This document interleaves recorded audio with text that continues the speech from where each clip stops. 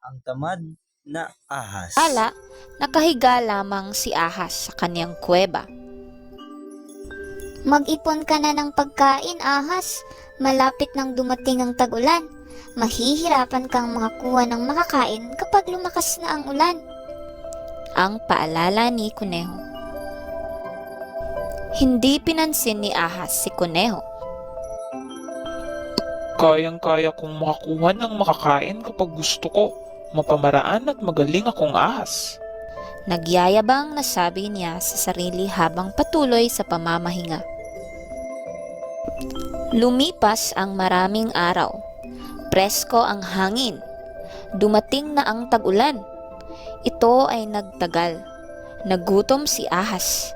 Hindi siya makahanap ng makakain dahil malakas ang buhos ng ulan. Ang sakit ng tiyan ko. Wala akong makain. Hindi kasi ako nag-ipon ng pagkain. Daing at pagsisisi ni ahas. Hindi natiis ni ahas ang gutom.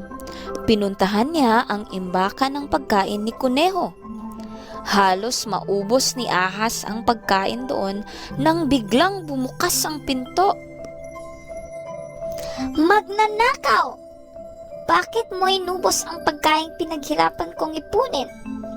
Noon, ikaw ay nagpapahinga at natutulog lamang. Usig ni Kuneho. Mamamatay na kasi ako sa gutom. Sagot ni ahas. Nanghingi ka sana, bibigyan naman kita. Mali ang magnakaw. Tugon ni Kuneho. Narinig ito ng ibang kaibigan ni Kuneho at itinaboy nila si ahas. Mula noon,